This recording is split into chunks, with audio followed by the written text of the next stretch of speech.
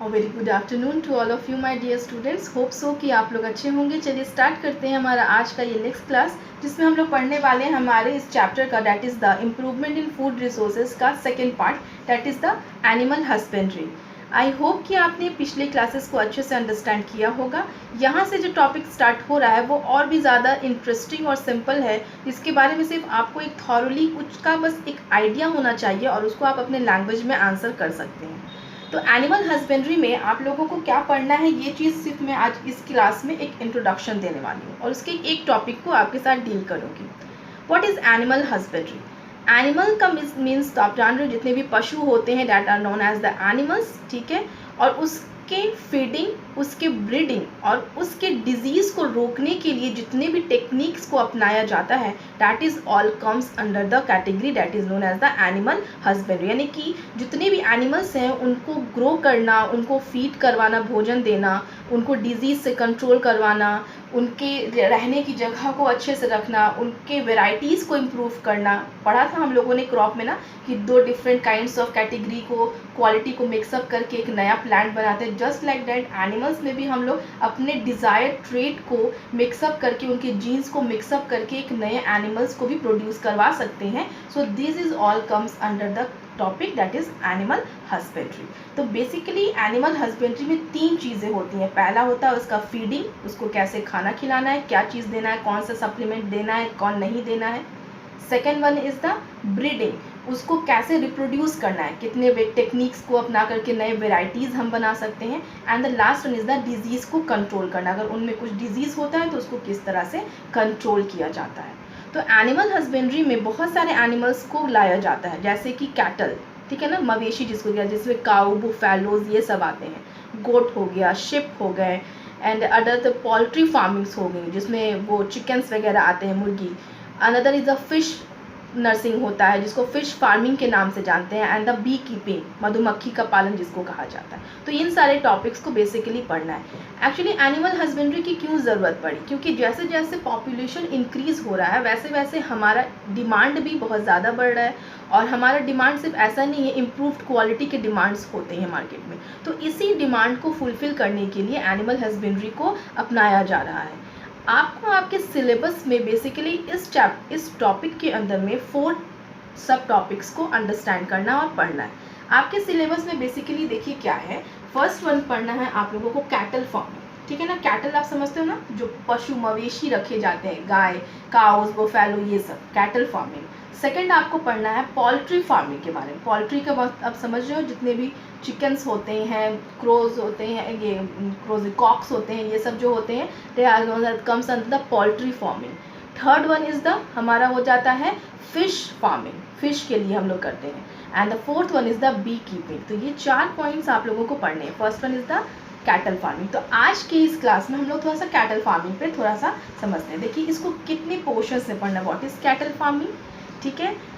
Cattle farming में कौन कौन से एनिमल्स आते हैं, उनके कौन कौन से टाइप्स होते हैं, उनको बेसिकली किस तरह का रिक्वायरमेंट्स चाहिए होता है उनको फॉर्म करने के लिए, उनको किस तरह के फूड दिए जाते हैं और उनके डिजीज़ को कैसे रोका जा सकता है। यही मेन चीज़ आप लोगों को पढ़नी है। नोट्स आप लोग को जब आपको पीडीएफ के थ्रू मिलेगा, तो जो मैं समझा रही हूँ जब आप इसको रीड आउट करोगे और आपका नोट्स जब आप बनाओगे तो बहुत ही कोरिलेट कर पाओगे इन सारी बातों को। तो जो मैं बोलती हूँ उसको आप लोग थोड़ा अच्छे से उसको समझने की कोशिश कीजिए, ओके। तो देखिए कैटल फार्मिंग क्या है। कैटल फार्मिंग में हम लोग देखते हैं कि ये 2 पर्पज़ से किया जाता है। पहला तो जितने भी गाय या भैंस होते हैं, काऊ बुफेलोज होते हैं, उनसे हम लोग 2 काम ही ले सकते हैं। पहला मिल्क का प्रोडक्शन होता है उनसे, और दूसरा या तो उसे एग्रीकल्चर फील्ड में हम लोग उसको प्रोवाइड करवाते हैं। जो एनिमल्स मिल्क प्रोड्यूस करते हैं उन्हें हम लोग मिल्च एनिमल्स कहते हैं। M for milk and M for milch, MILCH, milch animals.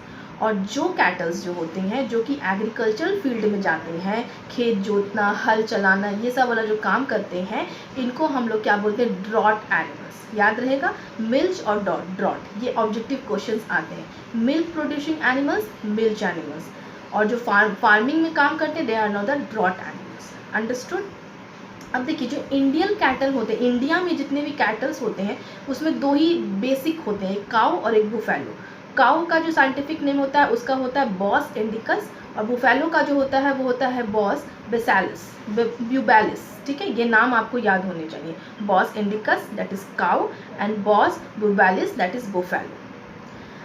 अब देखिए, जो मिल्क का प्रोडक्शन होता है वो किस चीज़ पर डिपेंड करता है, लैक्टेशन पीरियड पर डिपेंड करता है। What is lactation period?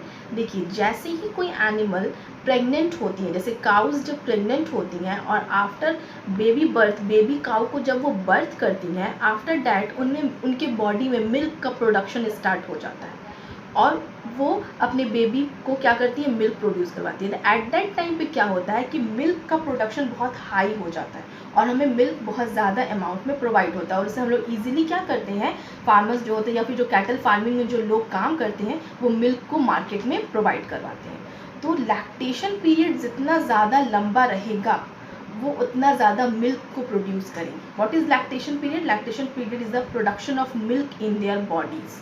Understood? तो ये पॉइंट आपको याद रखनी है।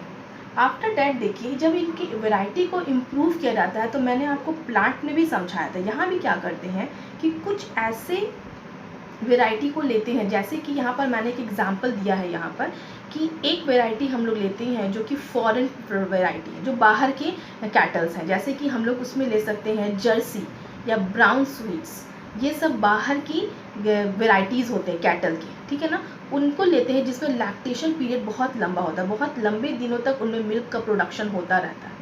और हम लोग इंडियन कैटल लेते हैं जिनके पास ये पावर होता है कि वो डिजीज़ से खुद को बचा सकते हैं। तो क्या किया जाता है साइंटिफिकली टेक्निक कि इन दोनों एनिमल्स के जीन को मिक्सअप करके एक नया एनिमल प्रोड्यूस करवा दिया जाता है जिनके पास ये दोनों क्वालिटी होती हैं, और इनके पास जो नया प्रोडक्ट बनता है उनके पास वो दो क्वालिटी कौन कौन सी है, उनका लैक्टेशन पीरियड भी बहुत ही लॉन्ग है, मिल्क प्रोडक्शन का पीरियड, और दूसरा ये डिजीज़ रेजिस्टेंस। ये था इंट्रोडक्शन के बारे में कि व्हाट इज़ कैटल फार्मिंग, क्यों ज़रूरी है, कितने तरह की इसमें वैरायटी होते हैं, कैटल फार्मिंग के लिए मिल्क प्रोडक्शन में लैक्टेशन पीरियड का क्या रोल है, एंड देन हम इसकी वैरायटी को कैसे इम्प्रूव करते हैं। नेक्स्ट पार्ट आ जाता है कि क्या रिक्वायरमेंट्स होने चाहिए अगर हम किसी कैटल को रख रहे हैं। यहाँ पर कैटल का फार्मिंग जैसे तबेला, जो नॉर्मल लैंग्वेज बोलते हैं, तबेला में हम लोग रखते हैं ना उस चीज़ को, गौशाला बना करके, तो वो क्या होना चाहिए, वहाँ पे प्रॉपर क्लीनिंग होनी चाहिए। क्या रिक्वायरमेंट्स है उसको बनाने की, उसकी प्रॉपर क्लीनिंग होनी चाहिए। सेकेंड, वहाँ पर रेगुलर ब्रशिंग होना चाहिए, वॉशिंग होना चाहिए। वहाँ का जो फ्लोर है वो स्लोपी हो ताकि अगर वाटर प्रोवाइड हो तो वो फ्लोर आसानी से ड्राई अप हो सके, है ना, स्लोप रहेगा तो पानी बह करके बाहर निकल सकेगा। वेंटिलेशन अच्छा होना चाहिए, एयर का, लाइटनिंग का, इनकमिंग आउटगोइंग अच्छा होना चाहिए। इसके अलावा क्या फूड रिक्वायरमेंट्स होते हैं, फूड जो होता है वो बेसिक होना चाहिए कि अगर कोई मिल्क प्रोड्यूसिंग एनिमल्स है तो उन्हें वैसा न्यूट्रिशन प्रोवाइड किया जाए कि उनके मिल्क का क्वालिटी और क्वांटिटी ज़्यादा हो। ओके, अगर कुछ नॉर्मल जो कि ड्रॉट एनिमल्स है, जो खेतों वगैरह में काम कर रहे हैं, तो उन एनिमल्स को ऐसा न्यूट्रिशन प्रोवाइड करें जो ज़्यादा हेल्दी फूड हो। तो इन एनिमल्स को एक डिफिनिट प्रोपोर्शन में ही न्यूट्रिएंट्स को प्रोवाइड किया जाए, ना ज़्यादा अधिक मात्रा में और ना ज़्यादा कम। अंडरस्टूड? लास्ट आ जाता है इसका डिजीज़। देखिए, डिजीज़ जो होता है वो इनमें एक्सटर्नल भी हो सकता है, इंटरनल भी। एक्सटर्नल यानी कि एक्सटर्नल पैरासाइट जब इनके बॉडी पर लग जाता है, डिफरेंट टाइप्स ऑफ इंसेक्ट्स जो होते हैं इनको बाइट कर लेते हैं तो इनके अंदर डिजीज़ हो सकता है। और इंटरनल क्या होता है, इनके बॉडी में ही वर्म्स प्रेजेंट होते हैं तो ये क्या करते हैं, इनके ब्लड को सक करके इनको डिजीज़ पहुंचाते हैं। तो इन सब से बचाने के लिए ये तो प्रॉपर क्लीनिंग होनी चाहिए। एक्सटर्नल अगर कोई डिजीज़ इनको हो रहा है तो उनका प्रॉपर क्लीनिंग करें, उनका ट्रीटमेंट करें, या फिर इनको डिजीज़ से बचाने के लिए कैटल, जितने भी कैटल्स होते हैं, जितने भी एनिमल्स होते हैं, उनको क्या किया जाता है, वैक्सीनेशन भी प्रोवाइड करवाया जाता है।